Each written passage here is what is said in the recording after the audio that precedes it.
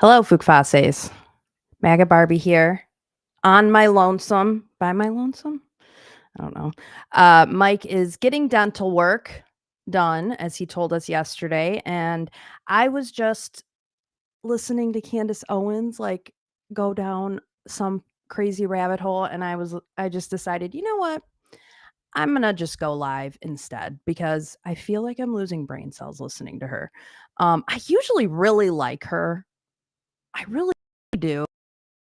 But I don't know, she's going to me on this whole Charlie Kirk thing, and when I just turned it off, I mean, she's going down like she's just putting some poor kid who was, like, at the event on blast. I mean, literally probably has nothing to do with anything, and he's, like, saying, "Oh, this is his name, and here's his LinkedIn, and I sure would like to talk to him," and it's like, "Dude, you've got, like, 5,000,000 people who subscribe to you. How about you just not put out random ass people's names?" And then what kills me about her is she'll indicate like, "Oh, I wanna find out who this is in this photo." And then the next day she'll be like, suspiciously, that person deleted all of their social media and now you can't find them. I mean, how suspicious is that?" And it's like, have you stopped to consider that maybe they saw you put their fucking photo on blast and they don't wanna be attacked by you and your crazy followers? And, like, has that ever crossed your mind? And that maybe it's not some big CIA conspiracy that these people deleted their social media once you put their picture out there? I mean, imagine being put on blast by Candace Owens. That would suck. That would literally suck. You're just some innocent person on blast about Candace Owens by Candace Owens. I don't know. So, Mike's away and he doesn't get to dictate what I talk about here. So, I thought it would be a good opportunity to update those in the audience who are interested, because we did have Aiden Carney on Turtleboy on with Mike and I don't know, a month or so ago, and we talked about the charges that he has going on, and there's been some updates. So I just figured I would take some time to update you guys on what's going on there. And I think I mentioned the Karen Read update on one of our shows last week, but obviously the criminal case is over. Um, but John O'Keefe's parents and niece are suing. Um, Karen Read civilly. And so her civil case is about to start. And she had court last week where her attorneys were basically like, "Oh, by the way, bring them all in. Like, we're suing them all. We're suing the cops. We're suing them in their individual capacity. We're suing all the McAlberts who were in the house." So that should get interesting. And the cameras are in the courtroom because everybody is obsessed with that trial. So, but it's going to go on for like literally years, especially if they bring all those other people in. So that's what's going on with that. And then with Turtle Boy's case, and there might be some people on my ex that might be tuning in to hear my take on the drama. You're not going to get it here. This is my take on the drama. Y'all need to get a life. Like, for real, for real. I, what I'm seeing unfold, and this is just, I was back to my life of pissing off liberals, okay? Like, I was trying to get some Karen Read back into my algorithm because I was in the political algorithm for a while. And then all this drama started between all of these, like, I would call them mid-size content creators, small to mid-size content creators who kind of got a little bit of a following during the Karen Read trial. And now that it's over and nobody really gives a shit about them anymore, they're kind of like finding ways to insert themselves back into the story. And I just think they need something to care about and they need something to dedicate their lives to. And so it's now dedicated to, oh, Turtle Boy recorded a conversation he had with Karen Read, and Karen Read is contacting some random ass Aussie over in Australia and saying, she wants the recordings released. And it's just, it's nonsense. It's nonsense. Y'all need to get a hobby. Okay. There are two things that matter. One, Karen didn't hit John with a car and we got her off. And now we're on to her civil trial. The other thing is that Turtleboy is being literally targeted by the very people that he was critiquing. And it's very obvious. So you don't have to like Turtleboy. In fact, I think it's better if you don't like him. You still have to admit that what's happening to him is bullshit because it could be you that the government is targeting. And when you see in all of the motions that have come out in his case, it's insane what they've done to this guy. They I mean, the timeline is, Turtle Boy starts reporting on this story, um, and in April, I believe, of 2023, um, maybe I'm getting those dates wrong, but a couple months prior to that is when the McCabe's found out the feds are sort of interested in what's going on here, and so when Turtle Boy picked up the case and it blew up, I think there was some concern on behalf of the McCabe's and the Alberts, who were very busy making sure they weren't in the news, Googling themselves, blah, blah, blah.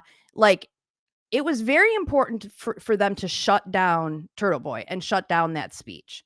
And what's crazy is that, I mean, Turtle Boy has all of the discovery he's got Jen McCabe's text messages, he's got emails, he's got from the elected officials, from the police, he's got police text messages, and you can see a pattern of the Jennifer McCabe et al. Reaching out to the police, basically saying, do something.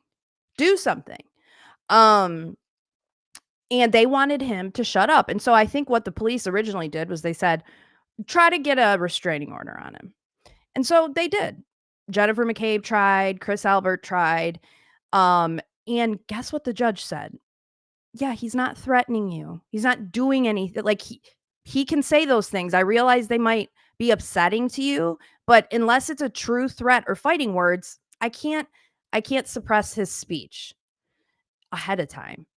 And so, I mean, one of Jen McCabe's famous quotes in that restraining order hearing was, "Is there anything you can do to stop him from blogging about me?"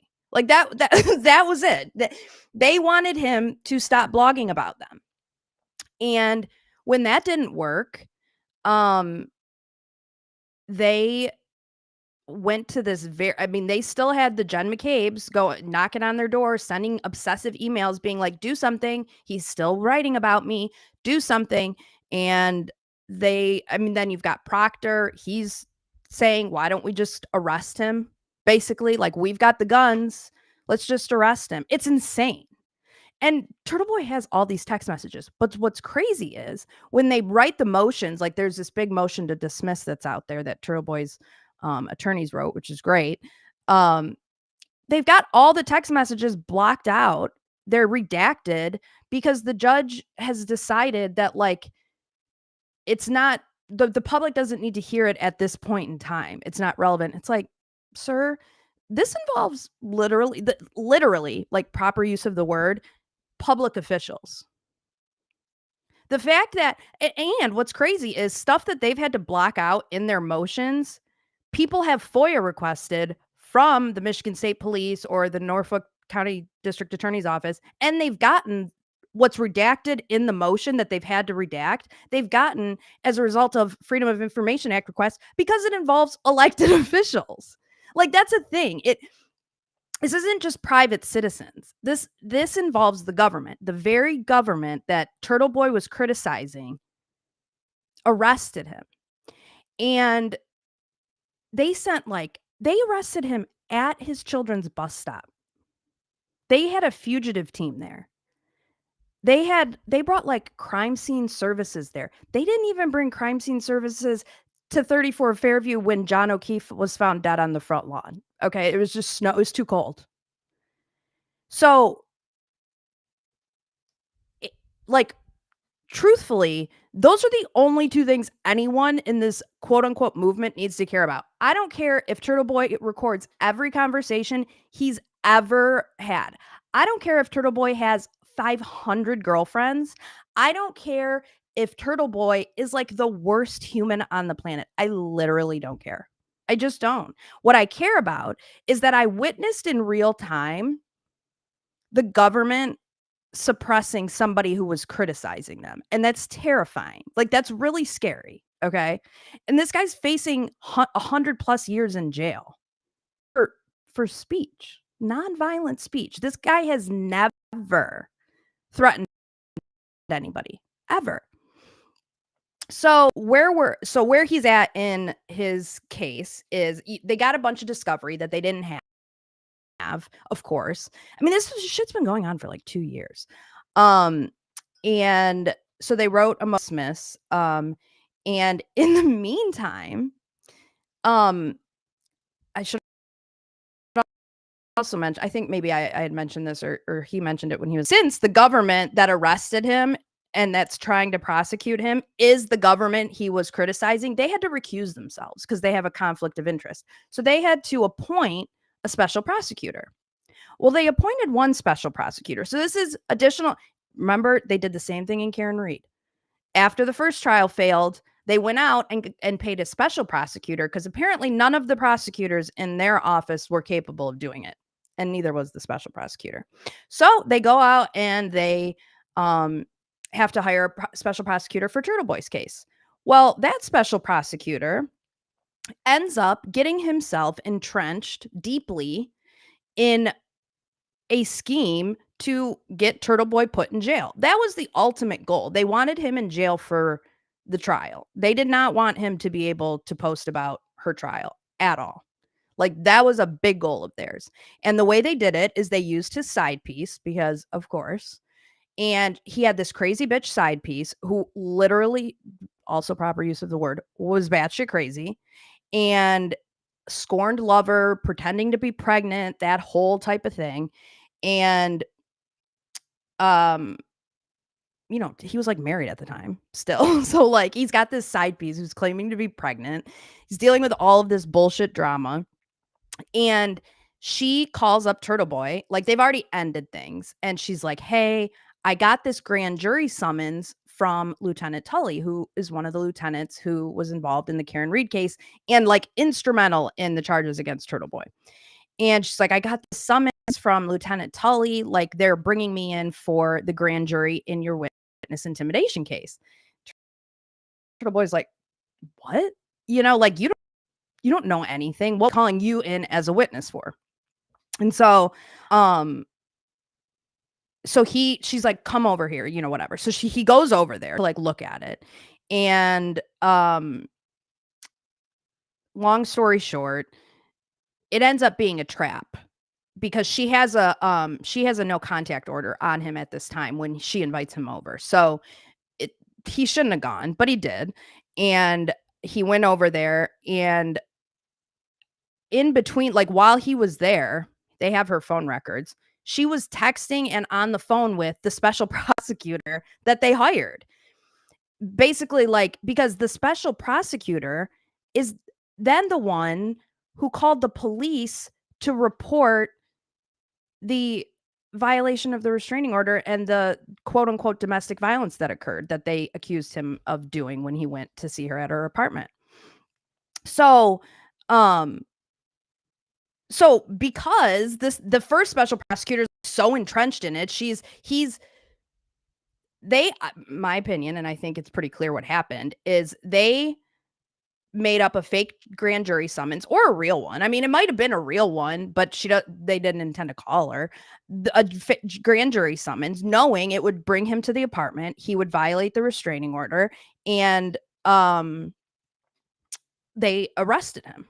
And she said that he pushed her, which they ended up dropping the charges for that the day he got out of jail. So then the victim, we call her the fake victim. The fake victim, the side piece, she doesn't call the police and say, "Oh my God, violated the restraining order. He just hit me, blah, blah, blah." She calls the special prosecutor, and the special prosecutor calls the police. So the special prosecutor is like very, very much involved in Aiden getting arrested and put in jail. Special prosecutor they hire, he has to be recused because he's now a witness. All right. So then they have to hire another special prosecutor. So this is now the second special prosecutor they've had to hire. And this guy's like 100 years old. He's a retired judge. He gets like 2 state pensions, and now he's getting his dip at the public teat, if you and he's the special prosecutor for Aiden's case. So, the fake victim side piece, she is like has now gone off the deep end. And because Turtleboy is suing her civilly for publicly, which he's not. And so he's like, you can't do that. And so he's suing her civilly. She has now brought into that civil lawsuit Brian Tully, the detective, and the second special prosecutor, Cosgrove. So now one of the victims, quote unquote victims, the side piece in one of the cases, is now being sued by the side piece. So now he has to recuse himself from that case. So Turtleboy has 3 cases essentially going on right now. He's got the quote unquote witness intimidation of the fake victim side piece. He's got witness intimidation of all, and then he's got a third witness intimidation where he stood outside of a window and made faces at Chris Albert's camera when Chris Albert wasn't there. He also so those are his 3 cases. So the case with the side piece, the second special prosecutor obviously has to recuse himself because he's being sued by her. Okay. So he's in court basically like, yeah, I've got to recuse myself. And oh, by the way, seeing as what's unfolded here, I don't know necessarily that this is like a prime thing that like another special prosecutor is going to want to come into. And the judge was basically like you got 30 days to figure it out. Either going to have to hire a third special prosecutor. They're going to have to find another county to transfer it to who will accept it. That's not going to happen. Or they're just going to have to drop the charges. So that's for the side piece case. But what's interesting is if you go back to a couple minutes ago when I told you about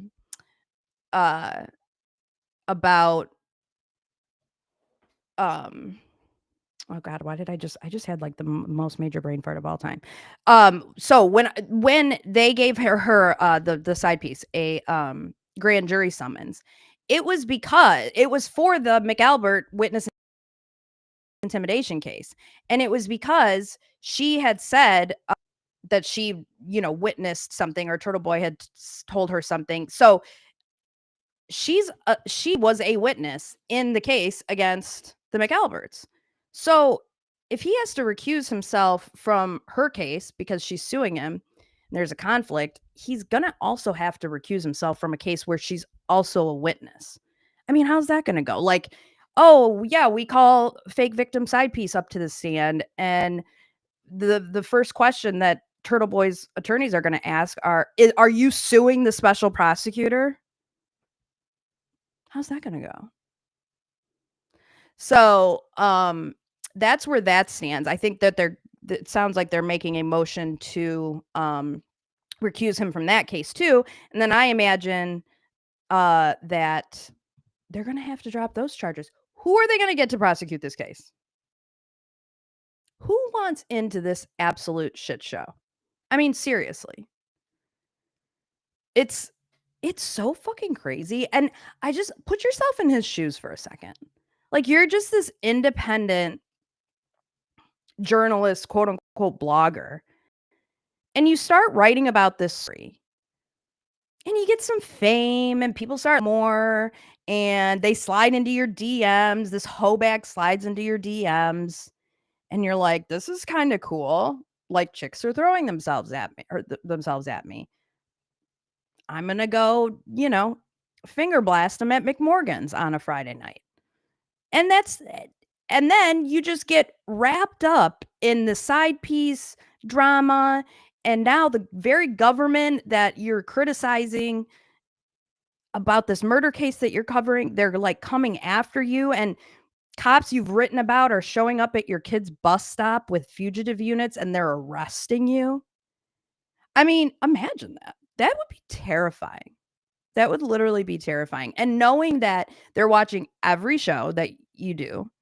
They are, what's also crazy is, they, like, renamed all of his shows that they presented to the grand jury to make it seem like he was intimidating the McAlberts.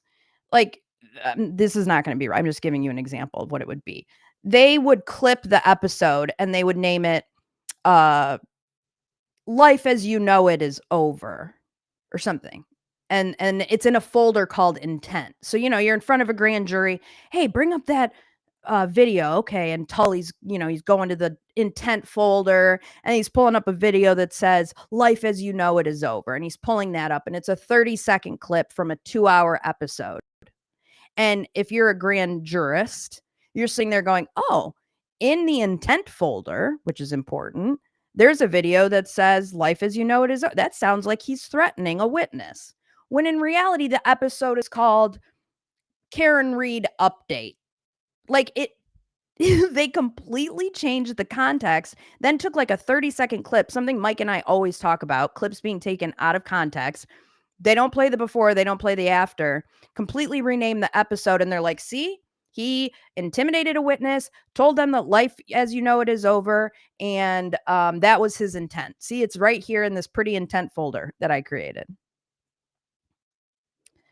So, they did that like 25 times. It for every single video they put in front of the grand jury. That's also terrifying. And it's kinda crazy how, like, blatant they are about just, like, lying about it. And I realize, as I'm saying all of this, questioning the government, that it runs in contrast to how I started this episode in terms of Candace Owens going off the deep end.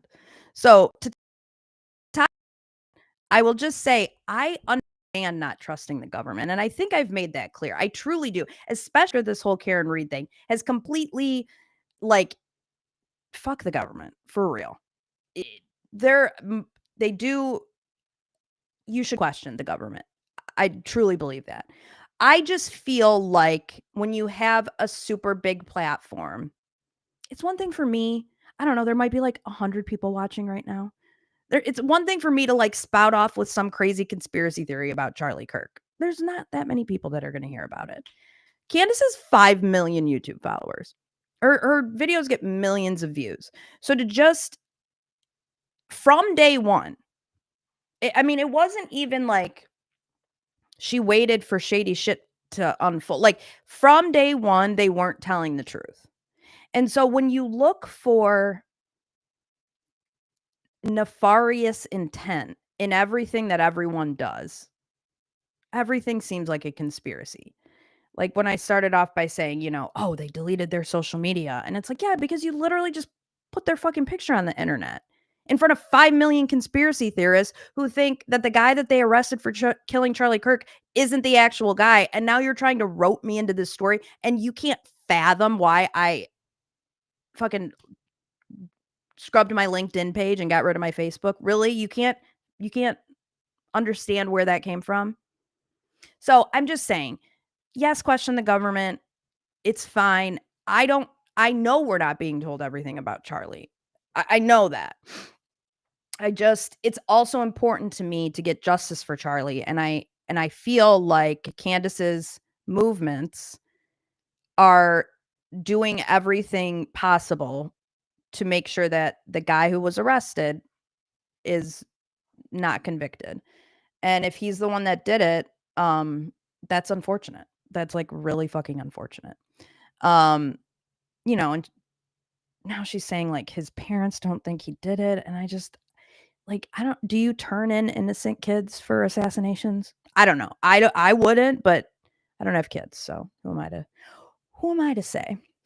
Um, so anyways, I just wanted to come on here and give you guys a little bit of an update. The Tigers won today, which is exciting. I mean, never a doubt, right? No.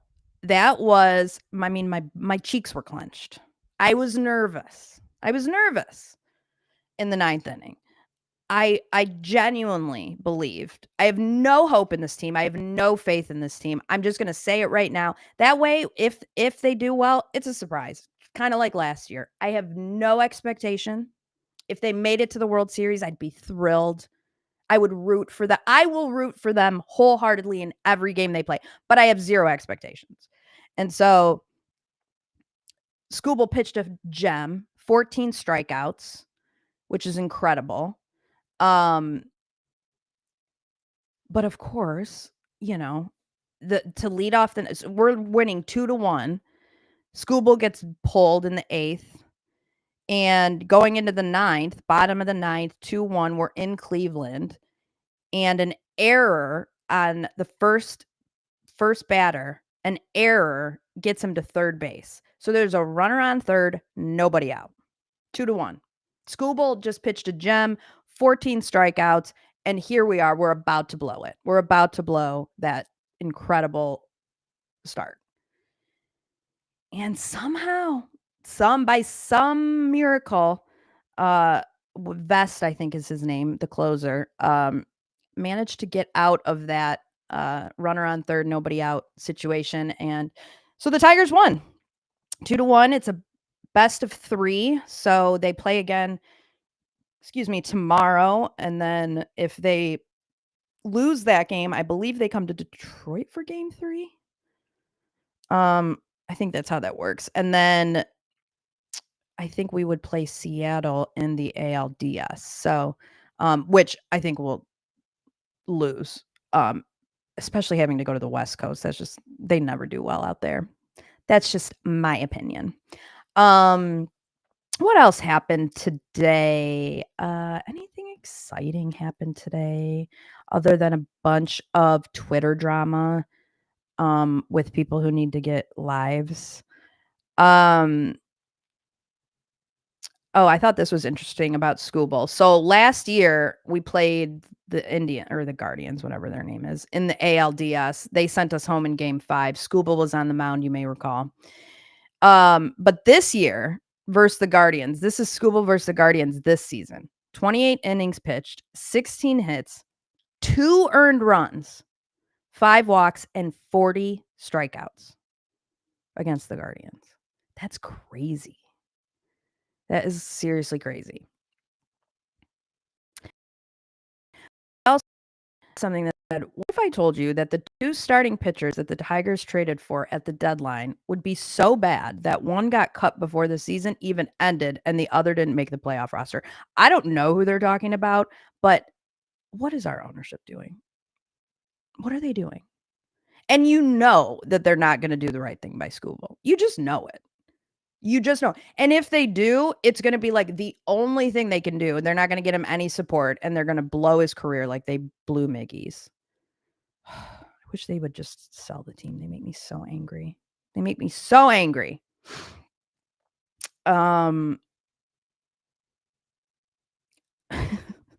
Donald Trump is seriously so funny. So he's doing like this press conference and RFK Jr. sneezed. And Donald Trump goes, he's just like off the cuff. He's talking and he looks over, he goes, God bless you, Bobby. I hope I didn't catch COVID. He's so funny. I also saw that Steven Crowder is back with Change My Mind, which is exciting. He obviously did it before Charlie Kirk did his version of it. And I think Steven stopped doing it due to safety concerns because people are fucking crazy. And I am excited to see that he is going back out there. And I don't know if that has something to do with Charlie, but I think it's important for people like him who know the arguments and who can have calm, rational discussions to be out there. Because not everybody can do that. People get emotional or, they pop off. Like, I would pop off all the fucking time. I'd pop off all the time. I'd be like, get the fuck out of here. I would do exactly what I do during the email segment of this show. And I'd pop off on people who said dumb shit. I wouldn't be good in this situation. But Charlie Kirk had a great temperament for it. Crowder has a pretty decent temperament for it. So, yeah. So there's that. Um, Also, FYI, little concerning, guys, if you are a Belle Isle goer, be on the lookout because the Michigan DNR has confirmed a credible and consistent alligator sighting on Belle Isle last week after photos showed a gator near the water. A fucking gator is in Michigan, in Belle Isle. So, you know, it's one of the great things about living in Michigan. We don't have that weird shit here. We don't have that weird shit here. We don't have sharks in our waters. We don't have gators in our waters. We don't have like weird reptiles. We don't have like those fucking things that sting you with their tails. Um like we don't have weird shit. We've got snow. That's it. We don't have gator. We can swim in our water and not be scared. Except you don't wanna go in the Detroit River. You don't wanna do that. So maybe many, but maybe you're not going in Belle Isle. But if you are, keep your eye out for a gator. And it has to be from a drug lord, right? Like, that's who introduced this gator into our environment. It has to be. And so now is it just, like, in our environment? How does that work? Will it eventually die off? Okay, I've got so many questions now that I'm starting to think. My questions are as follows. If they don't get it out of this environment, will it die? Because it needs sun. If they don't get it out of this environment, will it die because it doesn't have anyone to mate with? Can it mate with anything else? Could we get some weird mutant gator character? So, I just got a lot of questions about that, but keep your eyes peeled if you are in do a little show in Mike's absence. Mike hopefully will be back tomorrow, and we will do a members show. But I appreciate you guys listening. If you made it this far, listening to me rant and rave about Karen Read and Turtleboy, I appreciate you listening. Have a good day. Go Tigers. And we